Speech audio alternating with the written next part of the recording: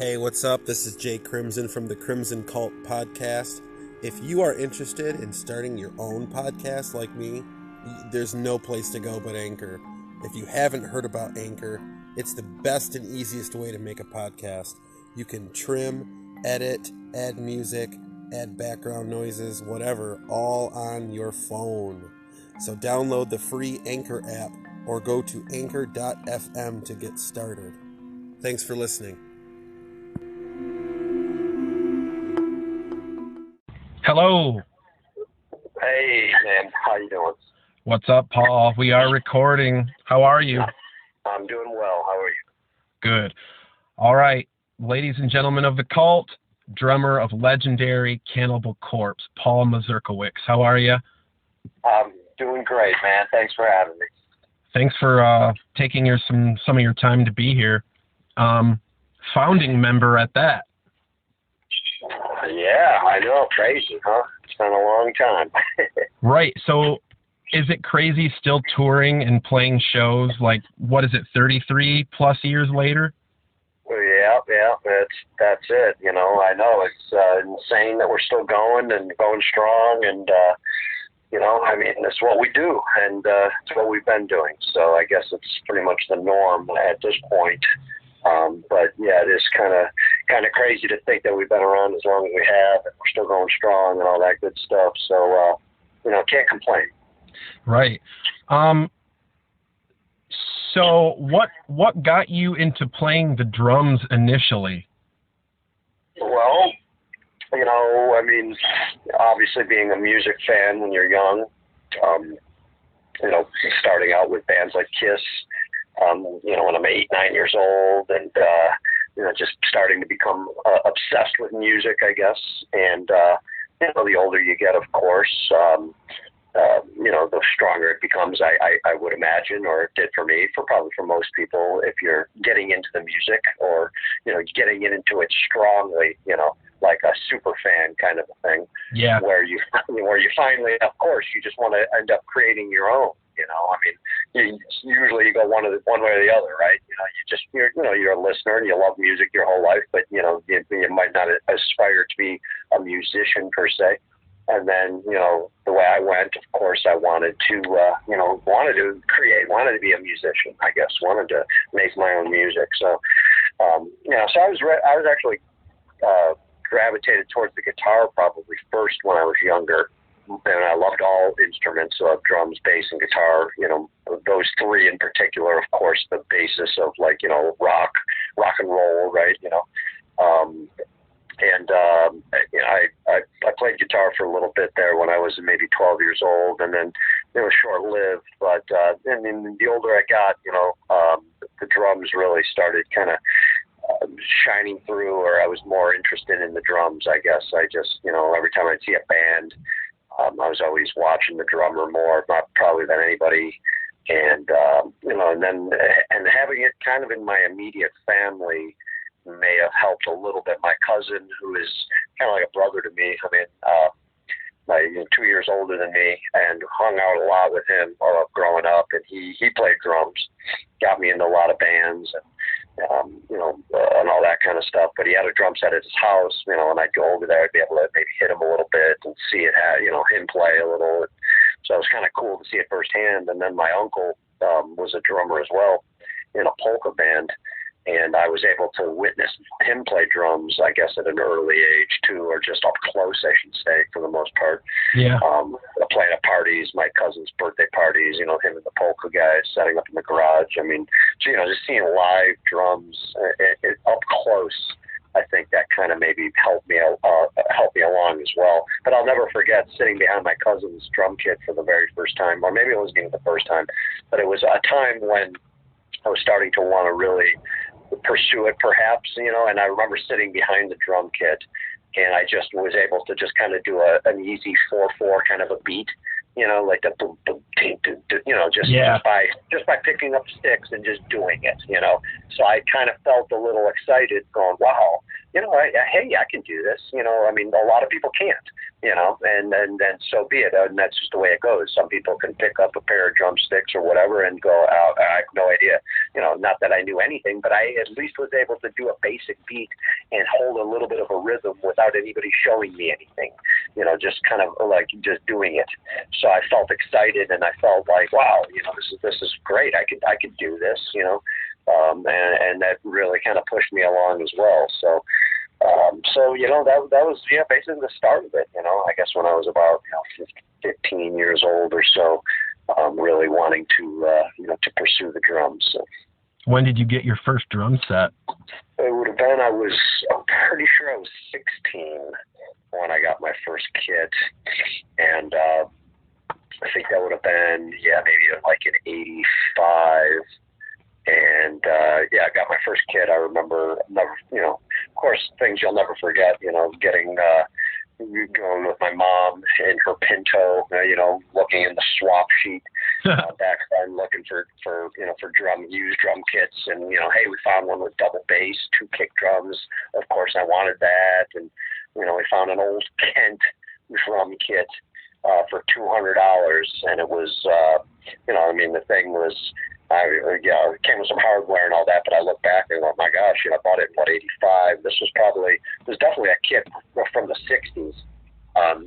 Thinking back on how the hardware was and all that, and but I was happy. I got my first drum kit, with 2 kick drums, and set them up in my parents' basement, and the rest is history, as they say, I guess. But crazy to think. I was kind of a latecomer too. A lot of people you talk to, they start drumming up. Oh, I was playing in the school band when I was 7, or I started when I was real young, and I was kind of late to the drumming game, I guess, overall. But better late than never. So that's the way it went with me. Right. Awesome. So music was definitely around you a lot growing up. Yeah, for the most part. I mean, having my cousin, like I said, and my uncle, and then, it's funny because my parents weren't really huge music, people. No.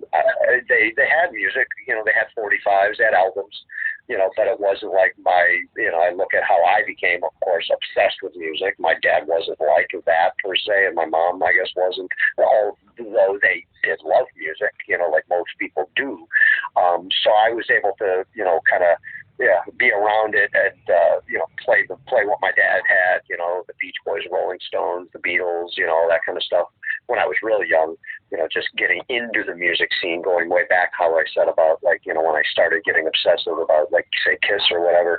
But, just having that stuff lying around and being able to just throw something on the turntable and check it out, they had some, material for me to dive into, which was a good thing, so. Right. What were some of your biggest influences as a drummer, maybe from other drummers? Well, I mean, once I started playing and all that, I just loving the bands that I grew up with, that I was worshiping, of course, at that time, in the early 80s and the late 70s and all that stuff. So, Neil Peart was a big one from Rush. Yeah.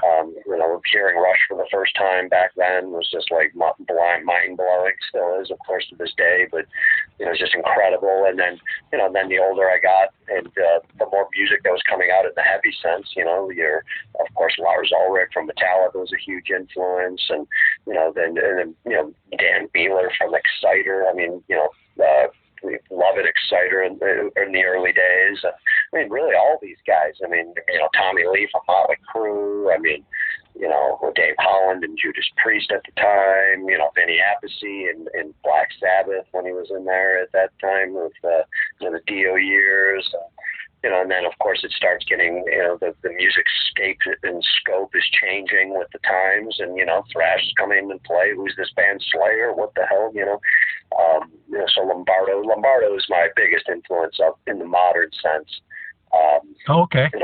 I remember hearing, when we first heard Slayer, it was a little kind of almost a little too much. You know, we're used to Metallica, and Slayer comes out, and it was like, all right, it took a little while to get used to the speed and the aggression a little bit more so than it, it was a little more intense than say Metallica was. And then, by the time Haunting the Chapel came out, of course, and Hell Awaits, we were hooked, and we loved Slayer, and big Slayer fans, of course. They were monumental in the influence of Cannibal and so many death metal bands and so many people that grew up in that time, and but I'll never forget hearing Rain and Blood for the very first time, and I was just utterly blown away. And I guess I was already playing drums for a couple of years at this point, albeit I'm still fairly new to the to playing, and I'm not that I'm ever good, but not good at all. And I just remember hearing the drumming on that record and that whole record as a whole, and I go, man, this is how I want to try to drum. I want to try to be like how Lombardo played on Rain of Blood. That was just, what an amazing performance all around from all four of them. But that was huge. That was a game changer, and it was for, like I said, a lot of people, a lot of musicians, a lot of drummers, a lot of guys that were in the heavy stuff at that time. Huge game changing album. But that was the one for me. Right. Yeah, I love that record. It's a good one. Oh, amazing. Can listen to it today, and it's always fresh, never feels, outdated. I mean, it's just, it's incredible. Stood the test of time. Yeah, totally. For drumming for Cannibal Corpse, what has been some of your favorite festivals or a favorite tour? Man, that's a tough one. We've done so much, really. I mean, obviously the early days. I'm always going to harp on the early days of almost anything. You know why? Because those are your firsts, of course. When so going to Europe, say for the first time. I mean, you ever played in Europe? That's amazing. Who would have ever thought that, right? So it's just, how can you not be just utterly like pumped about that? So it's a tough one. But I'll tell you, playing, we play everything from big festivals, of course, over the years to just whatever clubs, and we still do that to this day. But yeah, playing say something like Wacken for the very first time, or the couple of times we've played, when you're playing in front of a sea of people, that just seems so surreal. If there's 60, 70, 80,000 people out there, and you're going, you look out, it just doesn't seem, it's just crazy. It's, like I said, very, very surreal, when you can play in front of that many people. So that's, it's a cool feeling knowing that many people are out there. But, there's so many great ones over the years. We've done everything we've done. We're happy that we've done, and anything we can do, we just feel like it's been an accomplishment, and kind of beyond our wildest dreams, kind of a thing. So just really our whole career in general is that feeling. Just everything that, like I said, we've done is just, who would have ever thought back in the day that we'd be here talking about 33 years of Cannibal Corpse, and all the touring and shows, and everything we've played with. I mean, it's unbelievable. Right. Can you name some bands that you've personally always wanted to tour with that maybe you haven't? Slayer was the one. I mean, that was always our big one. Slayer was always the biggest influence for Cannibal, and definitely for me. And it would have been great to tour with them, like in a club setting per se. I mean, we got very lucky to tour with them twice. Of course, we did the first Mayhem festival with them.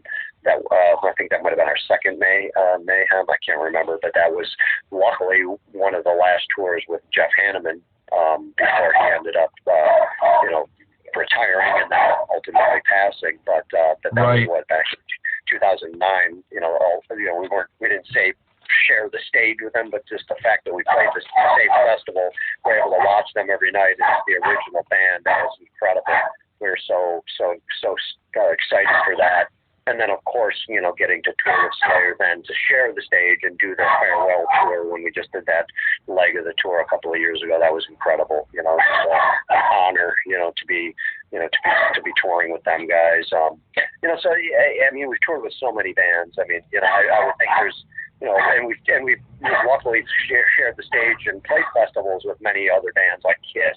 Like who would have thought that? Exactly. Here I am, a Kiss freak when you're 8 years old, never thinking that, wow, I'm playing the same festival that they are on the same day. That's incredible. So, I mean, just playing with your heroes like that, to be able to be on a festival, say with Judas Priest or Iron Maiden, it's incredible. What an amazing thing. So I would definitely say Slayer was the big one that we always wanted to tour with, and we felt that that was the one band, and like I said, we were fortunate to do that a couple of times. Right. So it's like going to be 0 degrees in Michigan tonight. Oh, nice. Where is it where you're at? I'm in just outside of Tampa, Florida, and it's better, but not much better. I'll tell you, we're dealing with some cold right now. I mean, I think it's a big thing coming through the whole East Coast and Midwest and all that. So we're dealing with some chilly weather, but it's Florida chilly. Obviously, we're not going to be dealing with the sub-zero temperatures. So. But hey, I know it all too well, being from Buffalo. So we know all about the cold. Right. Don't miss it. No. So for you, how is it entering a studio to record nowadays compared to Eaten Back to Life or the Tomb of the Mutilated days? It's weird. I mean, I've never been a huge studio guy. I mean, so I'd rather play live. You're just live's live. It is what it is. Whatever happens, happens. When you're in the studio, you're under a microscope. You're having to, time is money, all that kind of stuff.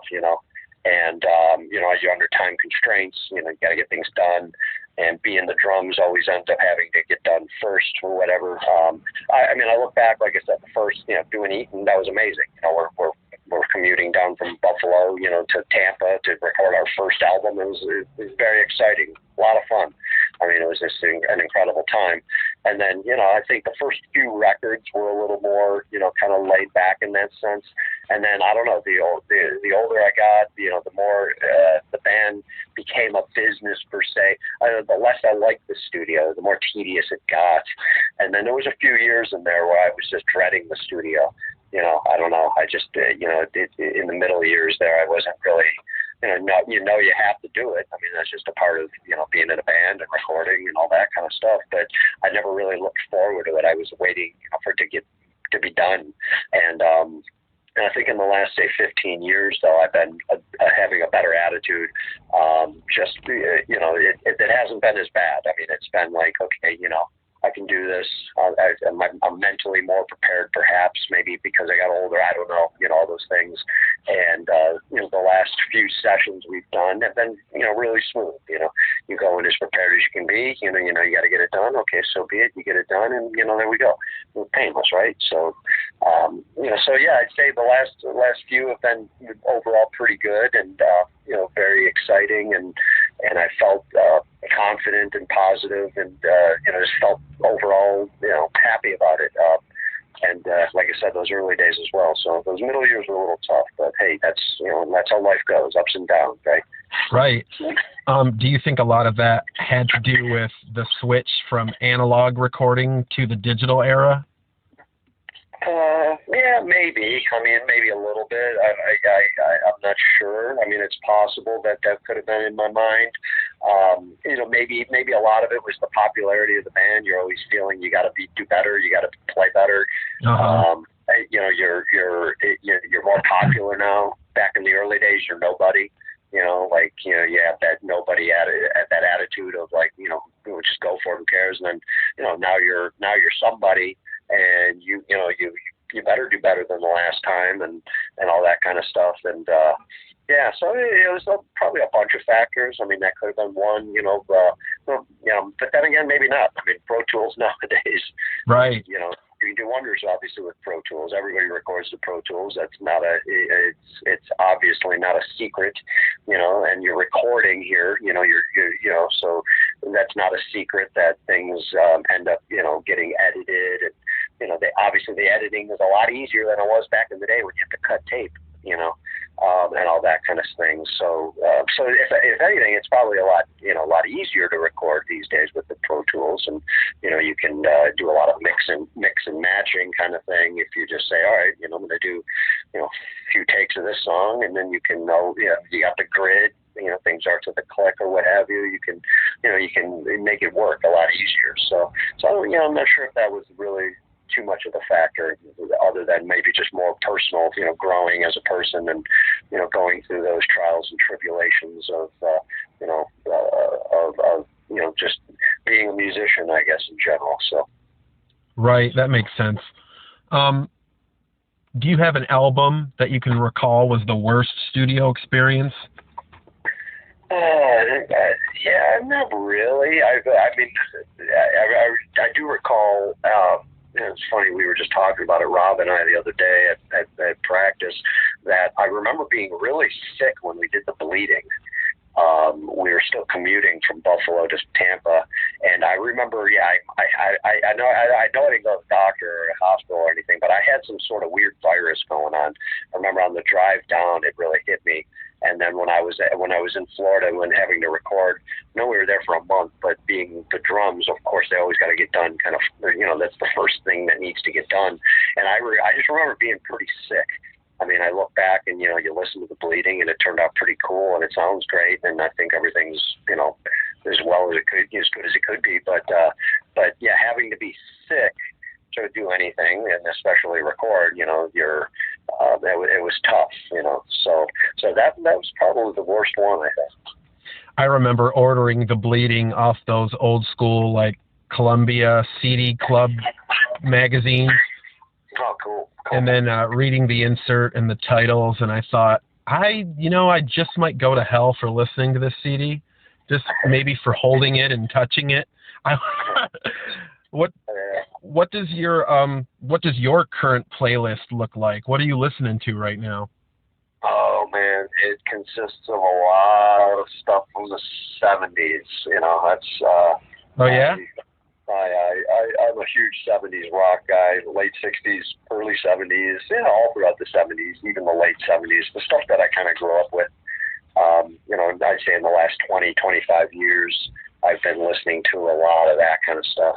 So it's going to vary from, Bad Company to Steppenwolf to Led Zeppelin.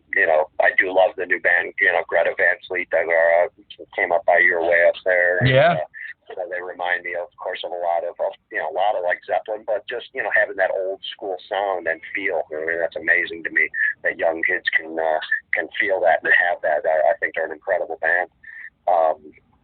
So I'd be listening to them, but yeah, really just a lot of stuff, that ancient stuff. I go backwards more than I go forward in the music these days. It's let me find bands and or even if I know of bands, like, maybe get some albums that I never heard before, or what have you, or that, it's new to me, even though that's, 50 plus years old or something. So, but yeah, I'm a huge rock and roll guy. Right. Nice. Yeah, I love the 70s too. I'm always listening to stuff like that. Robin Trower.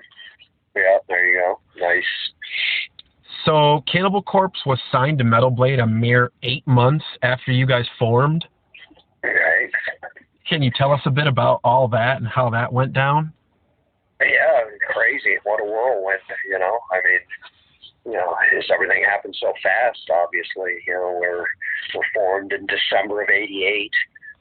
We start writing some songs, and we got our first gig coming up in I think it was March of '89. So you're like, all right, you got to write a bunch of songs, get ready to, to play a show. And then, hey, we got to make a demo tape because we're playing the show, right? So that was our first, the only demo we made. We did that, I guess it would have been in March or February.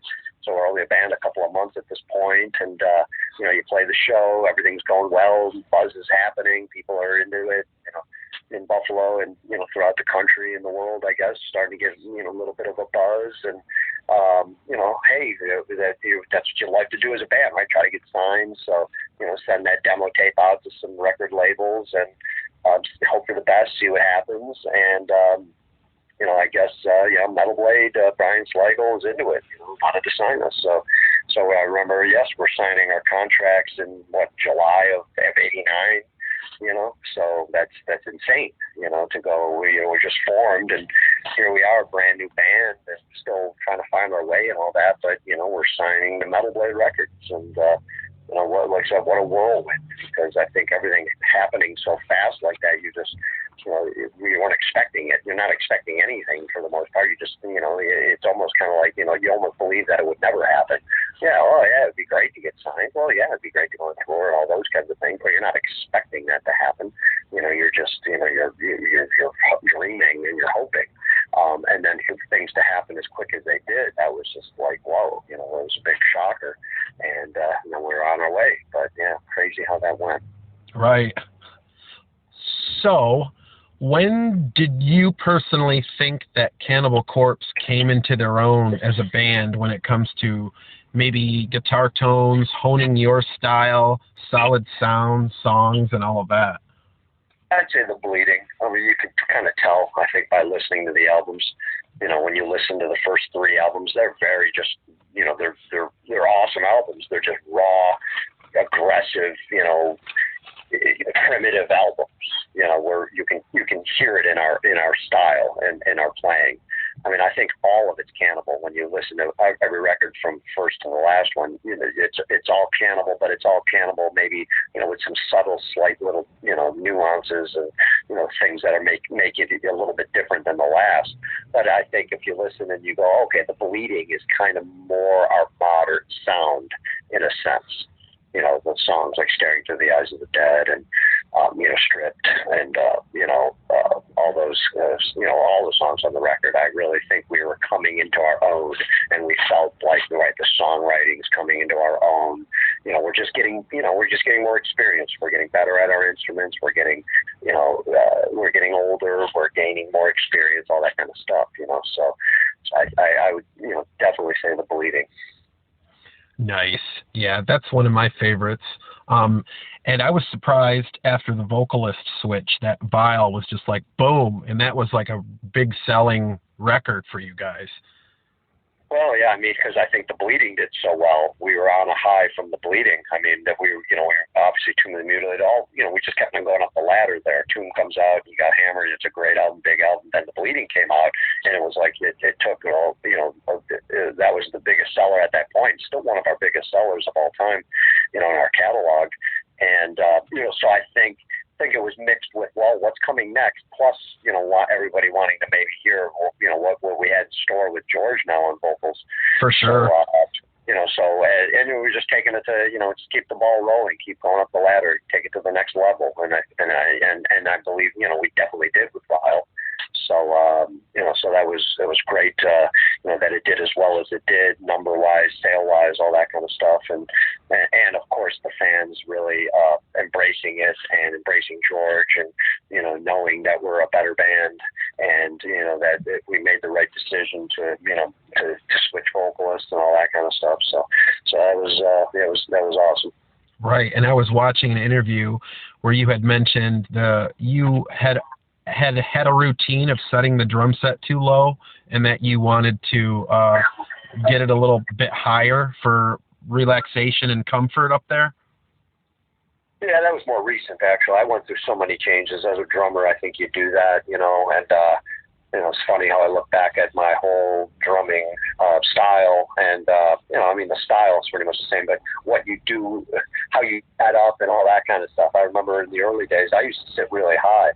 And then all of a sudden I started gravitating to, go lower for some reason. I don't know. I thought it was more power. I have no idea.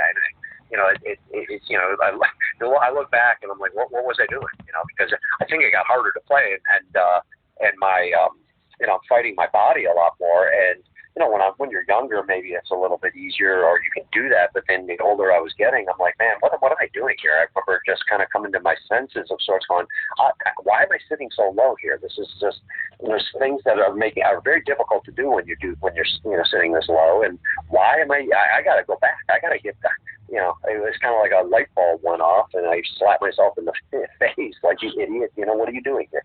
And, So that was probably about 15 years ago, maybe or so. I started making my way back up and getting the kit exactly to be, optimally where I needed to be, sitting properly where I should be sitting and all those kinds of things. And, I guess it's just, kind of what we talked about earlier, the trials and tribulations and, as a musician and going through changes and, trying things and all that kind of stuff. But, weird how that went. But luckily I'm back to where I feel I need to be and, sitting proper and all that kind of stuff. And definitely has been helping my playing for sure.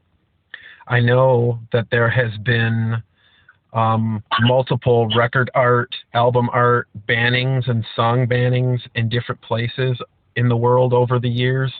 The stuff of legend, really.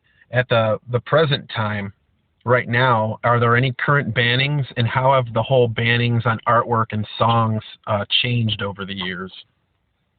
Yeah, I don't know if there's anything banned right now. I'm not sure. I mean, we did have a little problem the last time we were in Germany a couple of years ago, where it was starting to rear its head a little bit, depending on which city we played or what part of the country, where we couldn't play a few songs off this record or that record. But the biggest thing was, of course, in Germany about 20 years ago when we were banned from playing anything off the first 3 records and selling those records. And, so it was a good 10 years where we couldn't play, Hammer Smash Space and, anything off those records, which kind of, stung for the fans and things, of course, didn't stop us, kept going, do our thing, but only in Germany, So, we've had some other issues, I think, over the years in Australia and, what have you, Russia, but it's a lot of stuff I try not to think about, I just want to concentrate on what we do.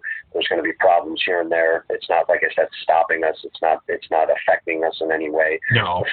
The fans are the ones that lose out, and that's really, the bottom line there. So, but yeah, like I said, right now, I don't know if there's anything going on in that way. I hope not, but, I guess we'll find out. But that's, I think hopefully with any luck, the worst of it's behind us. So. Right. I always thought it was a bit ironic that a member of Cannibal Corpse would be vegetarian. Are you still vegetarian, and how has that affected touring for you? And what is your your driving force or motivation to eat vegan? Yeah, well, I've been vegetarian for about 19 years now, I guess it has been. And, I'll always be vegetarian for the rest of my life now. I'd love to be vegan. I don't know if I can ever go vegan. I just, some things like, just a regular old pizza, with real cheese. I don't know if I could ever stop doing that now and then. Yeah, it'd be tough. But, I don't want to eat dead animals anymore. I don't want to eat the animals. And that was my motivation, of course, for becoming a vegetarian. I just didn't want to do that anymore. And, like I said, it's been about 19 years. And luckily on tour, of course, these days, I'm sure you know how much easier it is when you got all these other, so much vegetarianism and veganism out in the world, more than it ever has been. Right. So there's many more options, and it's really not a problem. And then in the 19 years, in the early days, I would say there was maybe like 2 incidences of like being in Europe or something, and they make food for you. Oh, well, here's the vegetarian version. You're like, really? That's it? Come on. So in the scheme of things, it's been fine. It's been very, it hasn't really been an issue at all, which is good, of course. But yeah, like you said, I don't want to eat the animals anymore, and I won't. So, and I'm happy. I feel great. I'm happy to to be what I eat, and your palate changes, all those kinds of things. It's been so long now. I don't miss it. So. Great. That's cool. I respect you for that. Cool, man. Any weird, craziest moments on stage, like flying goat heads or some shit? Any crazy things on stage happening? Usually not too much on stage. I think there was maybe a couple of things. It's funny you say some throwing. I think somebody might have threw some, can't remember, maybe some like pig hooves or something on stage once. I don't remember. Who knows? Usually not a lot going on stage, but I did get stabbed with a key after a show once, and back in '94, I think it was. And that wasn't fun. That was in Holland. Finished playing a show, and there's 2 a.m. We're on tour with a few bands, and a bunch of hoodlums, I guess like 5 or 6, just kind of walking through the town at the end of the night, and before we know it, there's a fight going on outside our bus, and a couple of our guys and the crew, they're fighting. What's going on? Before you know it, you go outside, there's a fight. You're like, what the hell? And I remember just standing there, and I look to my left, and this guy's lunging at me, and I get looked down, and I got blood flowing out of my abdomen, out of my side. I'm going, great, I'm gonna die here. I just got stabbed or something, hurt. I was in pain. And luckily, after maybe 30 seconds, I realized, okay, I'm probably going to live, I guess. But I remember having to go into the venue, and I had to get an ambulance. I went to the hospital. They deemed it right. I got keyed because I had a superficial wound in my, it's just like a little hole. And of course, if it was a knife, it would have I might have been killed because of it, getting stabbed. But he keyed me, probably hit head in his hand or whatever, and punched me. And so I got a little hole in my side, and that wasn't fun because I remember that was the beginning of the tour. And I think it was like the second show, and knowing we're there for like whatever a month. Luckily it didn't affect my playing or anything. It was a little uncomfortable, of course, for a little while. But boy, what a crazy incident that occurred, and hopefully nothing ever happens like that again, because that wasn't fun. Right, I'm glad you're still here, man. Yeah, man, thanks. So the Zildjian partnership and them sponsoring Cannibal Corpse, how did all that come to be? That was you were probably stoked. Oh, yeah, completely. I mean, Zildjian, the best name and symbols, right? The biggest name. I mean, Yeah. So that was incredible. Well, we went without management for the longest time. We were pretty much self-managed, doing a lot of stuff on our own. And I'm the type of guy that I'm not a schmoozer. Let me just call every company and say, hey, I'm in Cannibal Corpse. Maybe we could have at a certain time, but I just I'm not that guy. So when we finally got management, management do a lot of things for you, right? And that's one of the things that management can do. So I remember going, you know what, maybe it is time. Now we got management. Well, they can speak for me. They can do the groundwork. They can, hey, you got clients, you guys in Cannibal Corpse, So I remember our guys kind of, reaching out to all the major symbol companies, of course, and just to put feelers out, see who's interested, right? I mean, I guess at this point, hey, if I can get a symbol deal with anybody, that's great. I mean, I'll be happy with any of the big, 4 or 5 that are out there, right? And and then when he told me that, hey, Zildjian want you, man, they'll hook you up, and they're excited. I was like, what? That's insane, right? Zildjian symbols. So that was it. It was kind of as easy as that. Management get on it. Zildjian are interested, and I've been using them ever since. And being an endorsee and all that. So amazing, because they are the best. So right. I got one more, maybe 2 more questions for you. Sure. What are some of your favorite horror films? Well, I mean, the ones growing up, of course, are going to be the ones that resonate, like the first Halloween, first and second Halloween movies, The Exorcist, of course, the Dawn of the Dead, Day of the Dead movies, the Evil Dead movies, the ones that when you were younger as a teen, when you're really, really psyched about those movies, and first couple of Friday the 13th were really, really good, and so I always go back to the Halloween. It's probably my all-time, definitely best horror movie. The first Halloween. That one we still you watch and it's put together well. The music, the acting, the cinematography, all that kind of stuff is just it's a great one. So awesome, Paul. Thanks for being a guest on the Crimson Cult podcast. Is there anything you would like to say to your fans, or let anybody know anything new or upcoming things that are going on? Well, I just appreciate the interview, of course. Thanks for the fans for the support for over the years. If it wasn't for the fans, we would not exist, and we wouldn't be, where we are today. So I do have one other thing, not that you mentioned it, I will mention, because I do have a side project going here. I don't know if you were aware of that, but we did put a teaser out a couple of weeks back, and I'm in a rock band called Umbilicus.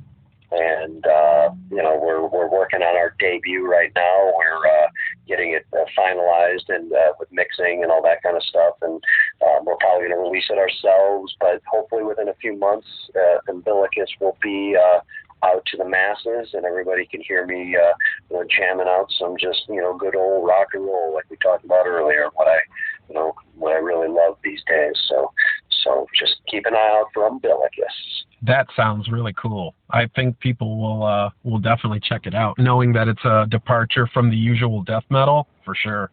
Oh yeah, it's definitely not death metal. It's got tinges of metal, but I would call it more, way more of just rock and roll, hard rock, and but just great songs, man. We're just trying to write really good songs. We got an amazing singer, and I think that's obviously what's key in that kind of music.